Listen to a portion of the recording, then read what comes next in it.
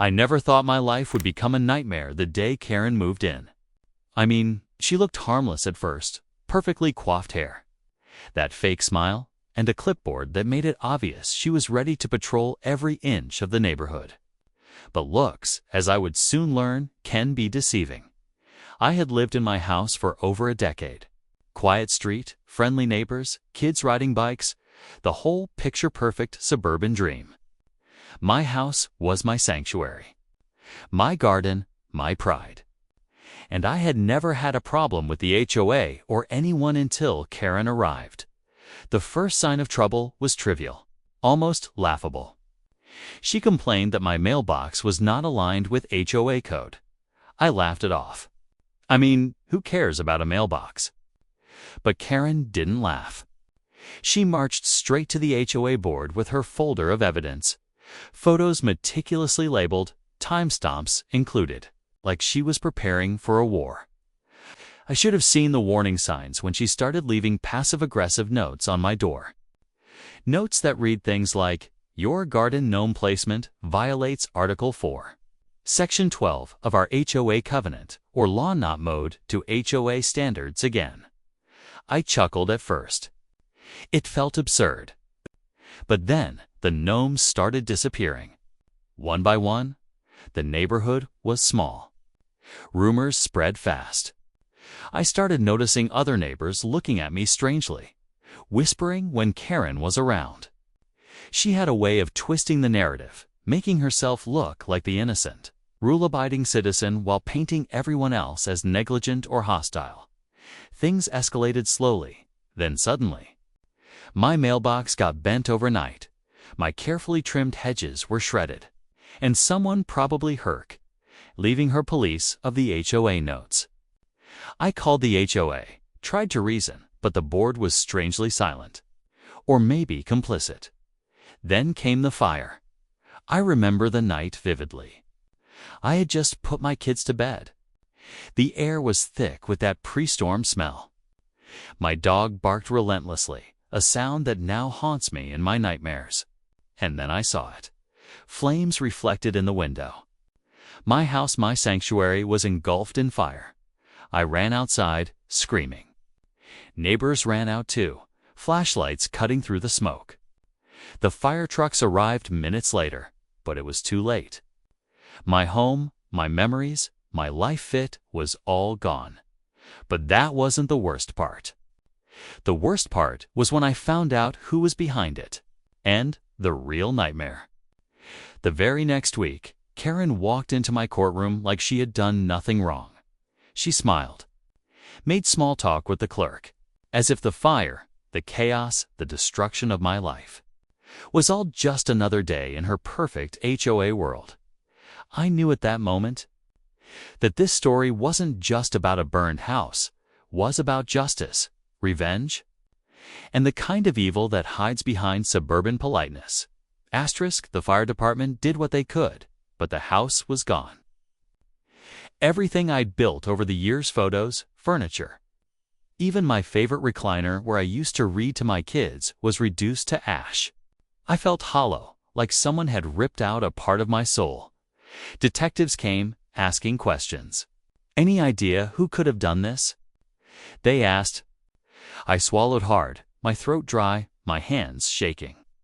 I couldn't point fingers without proof, but deep down, I knew. Deep down, I knew exactly who wanted me out of the way. Karen, it sounded insane. An HOA board member. A neighbor. But the pieces fit together too perfectly: the notes, the petty harassment, the obsessive cataloging of my life, and now, a fire that had no accidental explanation. The detectives nodded politely, scribbled notes, and promised to investigate. But I knew that bureaucracy moves slower than vengeance, and in my gut, I felt the system wouldn't protect me fast enough.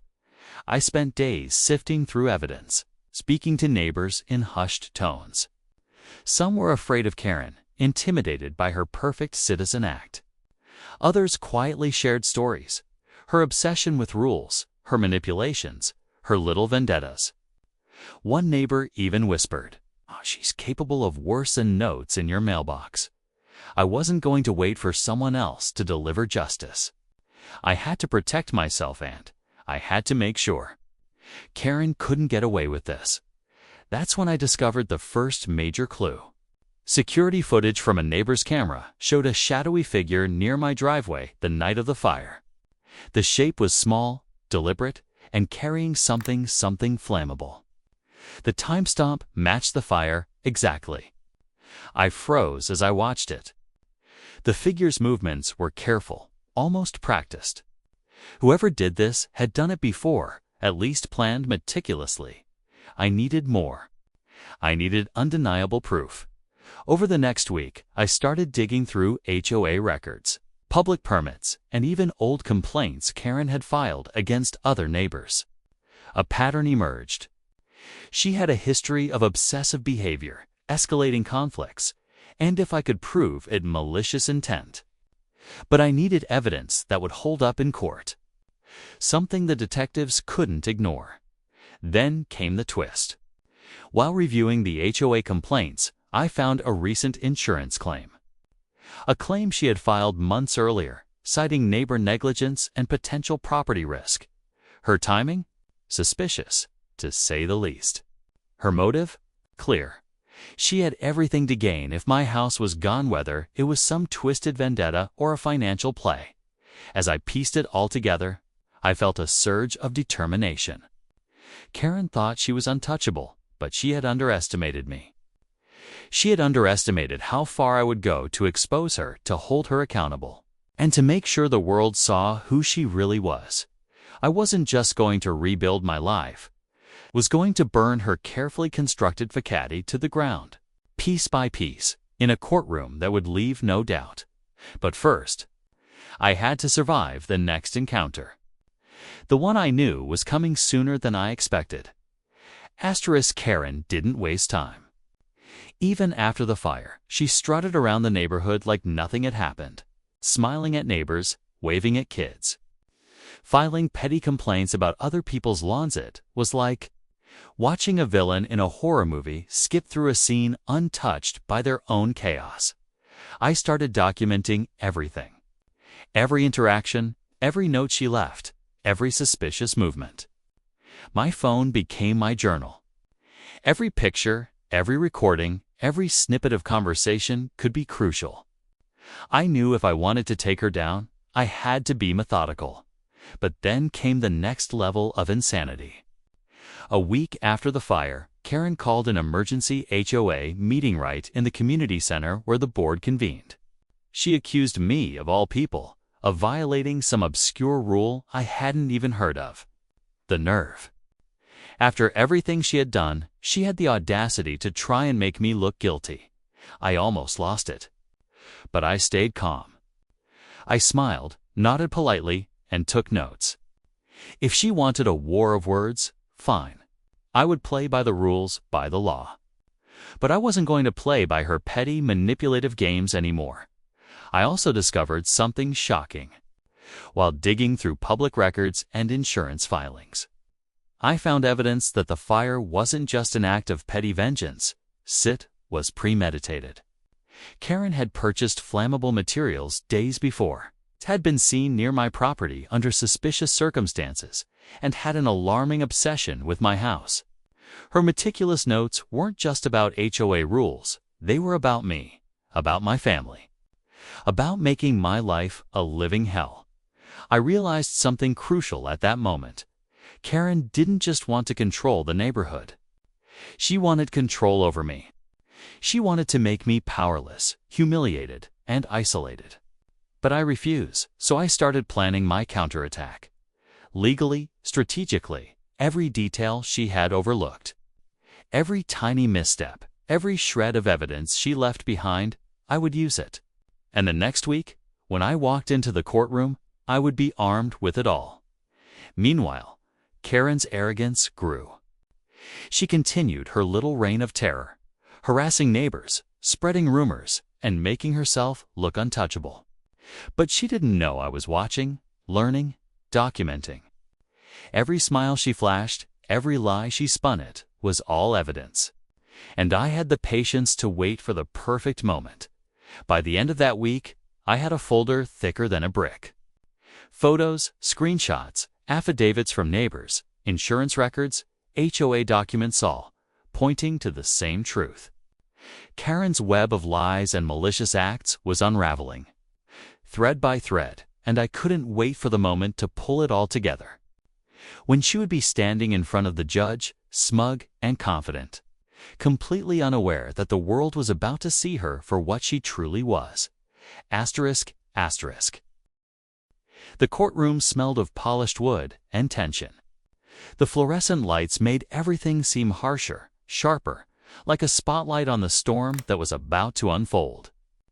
I had been here before, but never under circumstances like this, never facing someone who had tried to destroy my life. Someone who had laughed in the face of danger and chaos, and now thought she was untouchable. Karen walked in like she owned the place. High heels clicking on the tile floor, perfectly styled hair, and that same fake smile plastered across her face. She waved at the court clerk as if we were old friends. Completely oblivious or maybe just arrogant enough to pretend about what awaited her. I kept my focus on her, silently cataloging every movement, every twitch, every flicker of overconfidence. She thought she was untouchable. She thought I would crumble under her smokescreen of lies and HOA charm. The judge called the session to order, and the attorneys began their introductions. My lawyer, a sharp woman who had seen more courtroom drama than most people see in a lifetime, gave me a nod. That nod told me everything I needed to know. Stay calm, stay patient, and let the evidence speak. Then came the moment that shifted the atmosphere. I watched Karen's eyes briefly flicker to the folder on my lawyer's table, the folder that contained everything: photos, documents, timestamps, security footage. And for a split second, I saw it. The tiniest crack in her armor. The prosecution started presenting evidence. Emails Karen had sent, reports she had filed. Complaints she had fabricated, all pointed to one conclusion. She had been meticulously planning harassment, intimidation, and ultimately the destruction of my home. Karen tried to interject, tried to spin the story to make herself look like the victim. But each time she spoke, my lawyer had a counter. Each lie, each manipulation was met with irrefutable proof. The judge's eyes narrowed. Even the gallery of neighbors started whispering, realizing the depth of her deceit. And then the twist hit, something even I hadn't expected. During cross-examination, a witness came forward. Another neighbor, someone Karen had bullied mercilessly. They revealed a string of incidents, each more damning than the last. Showing that the fire wasn't an isolated event, it was part of a pattern of obsession and malice.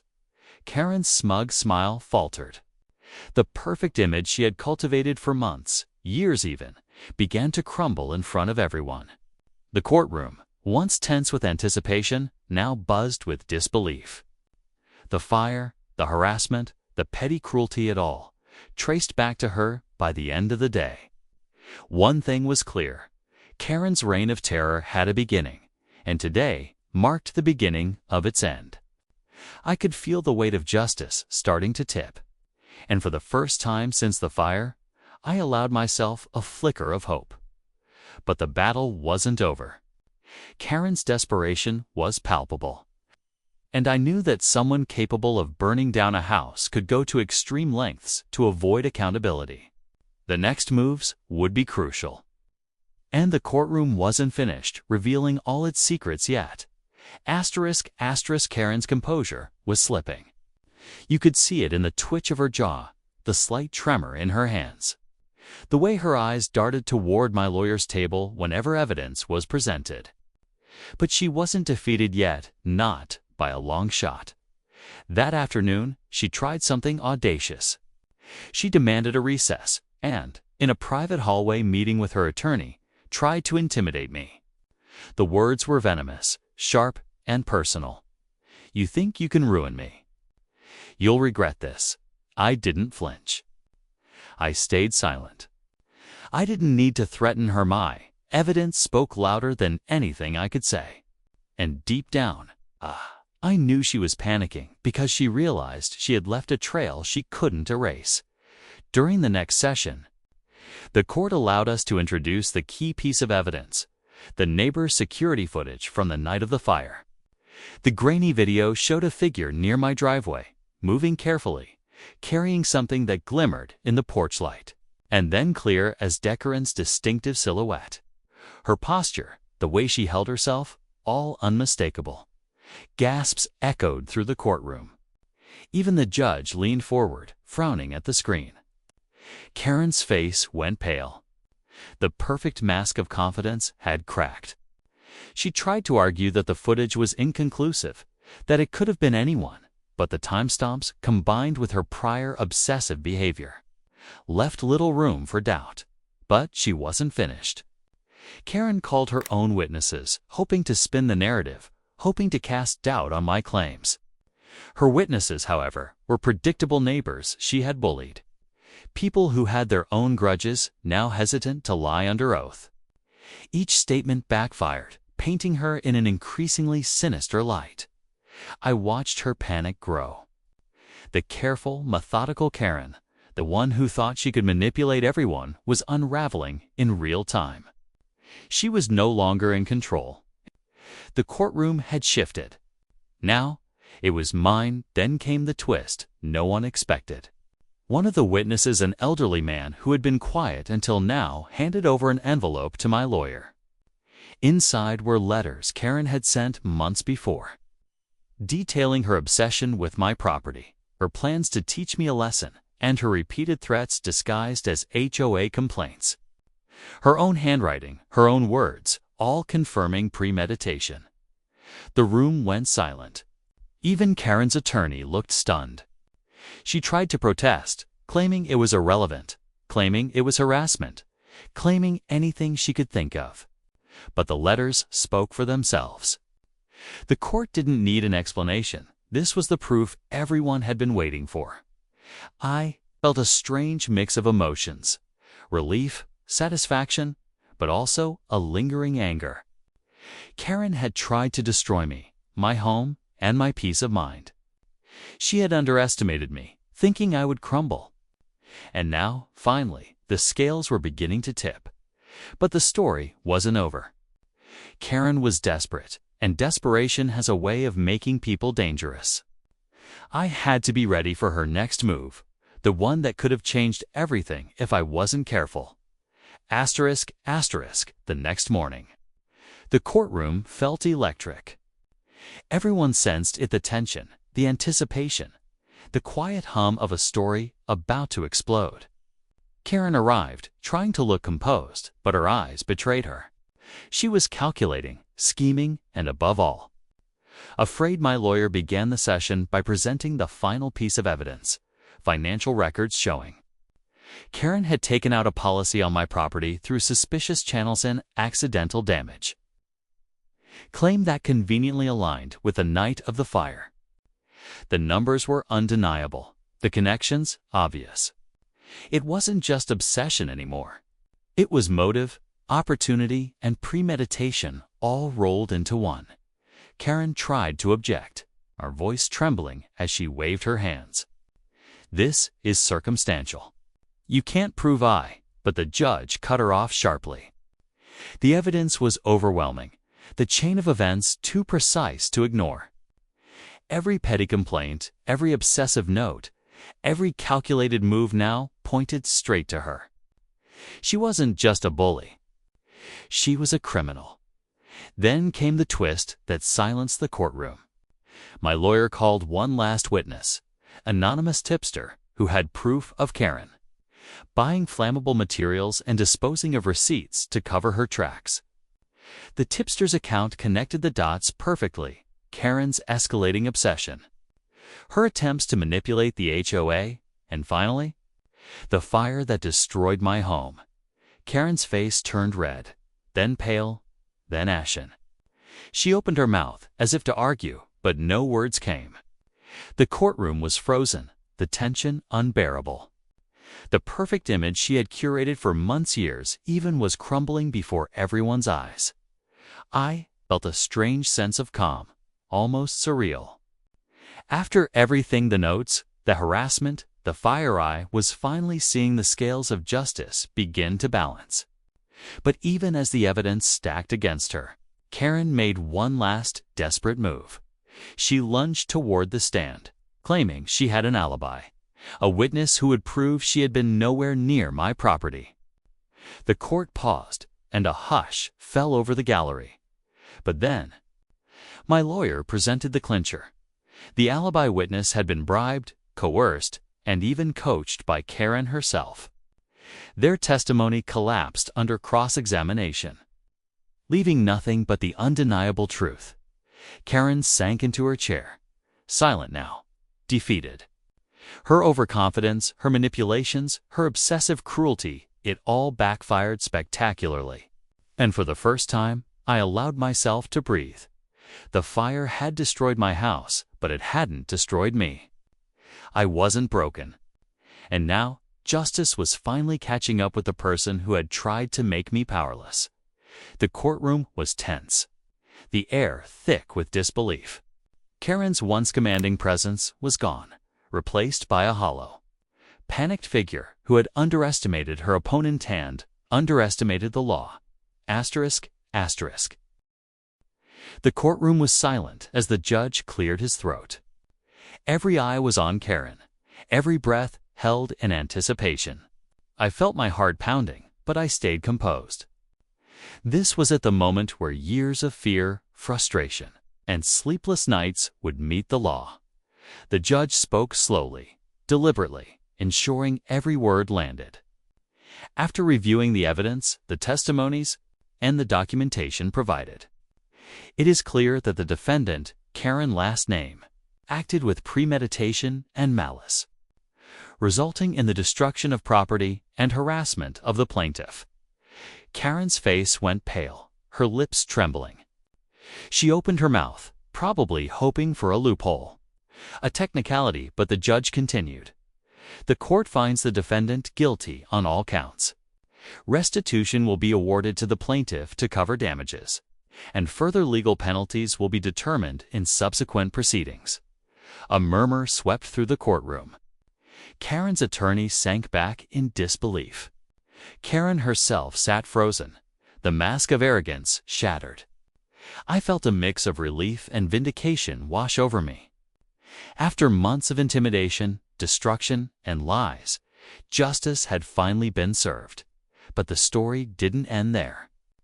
Karen, desperate and reckless, tried to speak after the verdict, launching into a tirade filled with accusations, half-truths, and hysterical claims.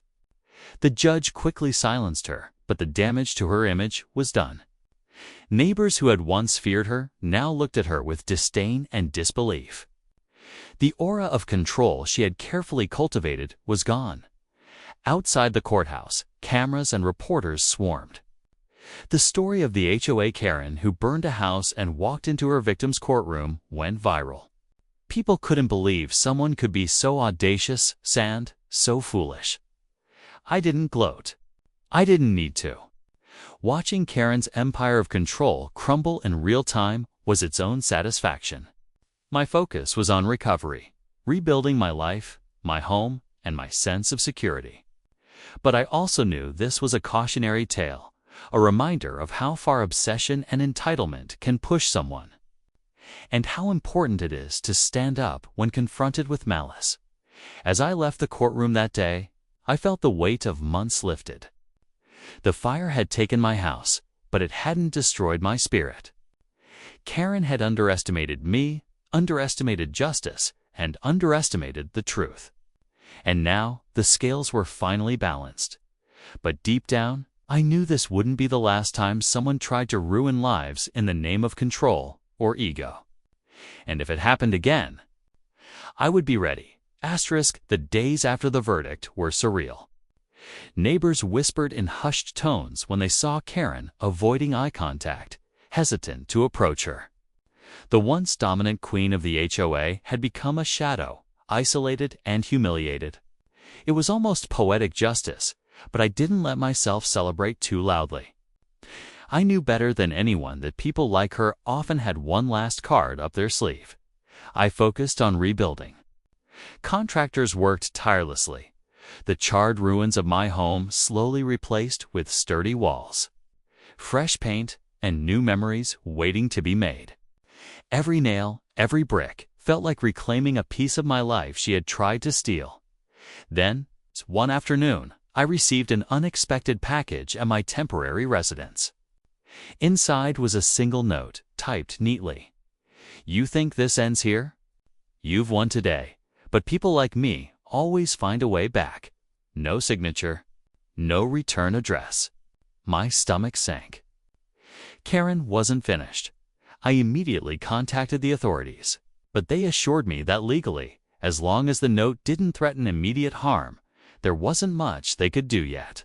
Still, the message was clear. She was watching, waiting, and maybe planning another move. The neighborhood reaction was fascinating.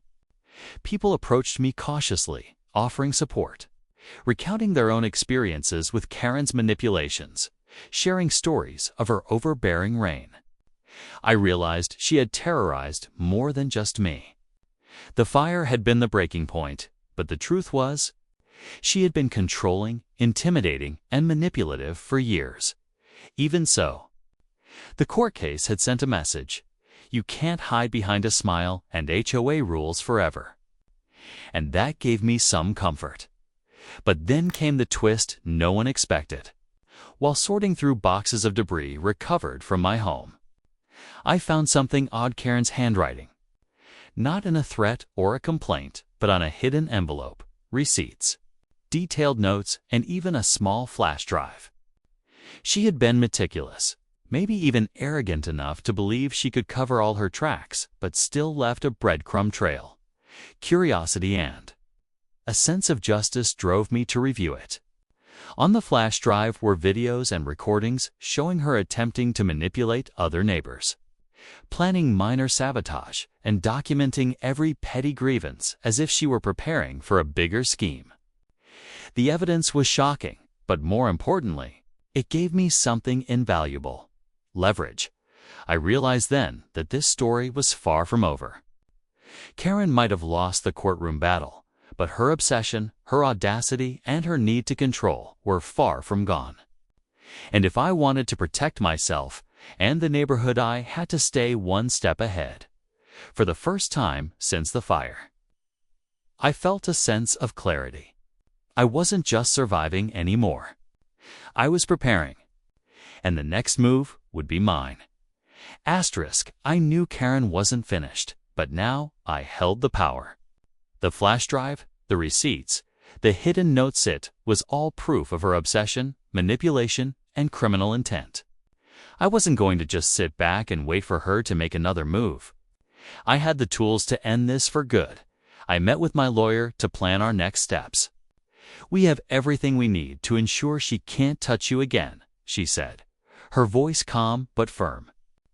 "We'll file additional charges, notify the HOA, and ensure the authorities have everything. This time, it'll be airtight." The next morning, I walked through the neighborhood, observing Karen from a distance. She was acting as if nothing had changed, walking her dog, chatting with neighbors, trying to maintain her facade. But I noticed the subtle signs of unease: the way she glanced over her shoulder, the slight tremor in her hands, the hesitation before knocking on anyone's door. She knew the tide had turned. I contacted a few neighbors who had been intimidated by her before. Quietly, discreetly, I shared what I had. Their expressions shifted from fear to cautious relief. They realized she had been defeated, that she could no longer manipulate them without consequence. Then came the confrontation. I arranged a meeting at the HOA office under the guise of discussing community issues. Karen arrived, expecting to assert control, to intimidate, to maintain her throne. Instead, she found herself cornered not by threats, but by evidence. I presented the findings methodically. Every note, every recording, every manipulation laid out clearly. Her smug smile faltered with each revelation. She opened her mouth, trying to spin excuses, but the trail was undeniable. The flash drive alone documented her obsession with precision. She could never deny. "I suggest you consider your options carefully," I said, my voice steady, measured. "The authorities, the HOA, and the courts now have everything. Any further actions on your part will only make matters worse for you." Karen's face went pale. And for the first time, I saw fear, not the kind that comes from anger, but the kind that comes from realizing you're completely outmatched. She tried to speak, to argue, to regain control, but I remained calm. I didn't need to yell, threaten, or gloat. The law, the evidence, and the truth were on my side. By the time she left that meeting, she was a shadow of her former self. Her reign of terror, her obsession, her manipulations all had crumbled. The neighborhood, once under her thumb, began to breathe easier. And I finally felt a sense of closure approaching, but there was still one final step.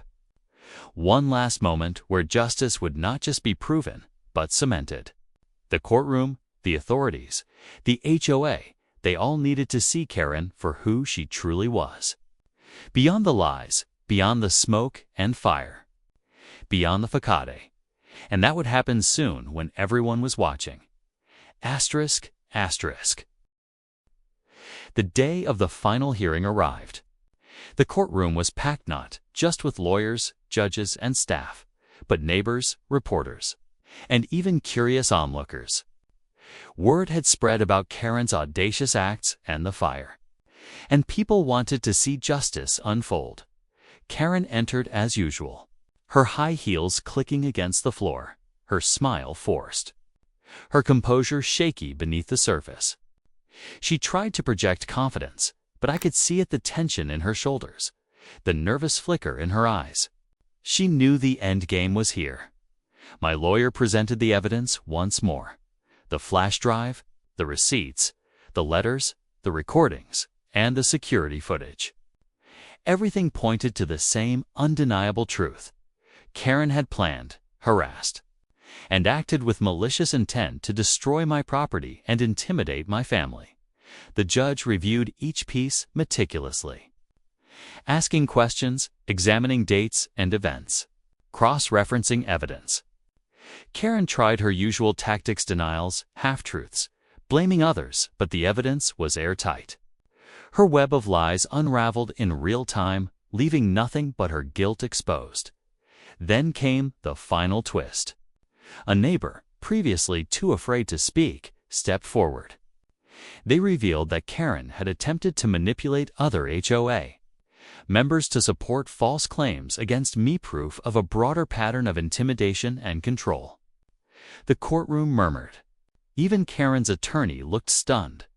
The judge leaned forward, voice solemn, given the overwhelming evidence and testimony. "This court finds Karen's last name guilty of arson, harassment, and multiple counts of HOA-related fraud and intimidation. Restitution will be paid in full to the plaintiff, and additional legal penalties will be imposed. Let this be a clear reminder that no one is above the law and that malicious acts, no matter how calculated, will be met with justice." Karen's face went ashen. She opened her mouth, perhaps to argue, to justify, to scream, but no sound came. The courtroom was silent, save for the shuffling of papers and the low hum of whispered disbelief. Her arrogance, her manipulations, her obsession, they had all collapsed in front of everyone. I felt a strange mix of relief and vindication. The fire had destroyed my home, but it hadn't destroyed me. Karen had underestimated my determination, the law, and the resilience of the community. Justice had finally been served not through anger or revenge, but through truth, evidence, and patience. As I stepped outside the courthouse, I looked at the neighborhood I had fought to protect. Life was slowly returning to normal. Neighbors smiled, children played, and the oppressive weight Karen had imposed for so long had lifted. I knew, however, that vigilance was important. People like Karen didn't just vanish, they festered in the shadows, seeking control. But now, thanks to the law and the courage to stand up, she had been stopped. And the lesson was clear. No act of malice is invisible forever. And justice, while sometimes slow, is relentless. That day, I walked away with more than restitution. I walked away with closure, a renewed sense of community, and the knowledge that even the most calculated villains can be exposed when truth and determination meet. Karen may have tried to burn my house, my life to the ground. But in the end, she had only burned herself, leaving the rest of us to rebuild stronger, wiser, and more united than ever. Asterisk, asterisk. Thanks for watching. If you enjoyed this video, don't forget to like and subscribe for more. See you in the next one. Peace out.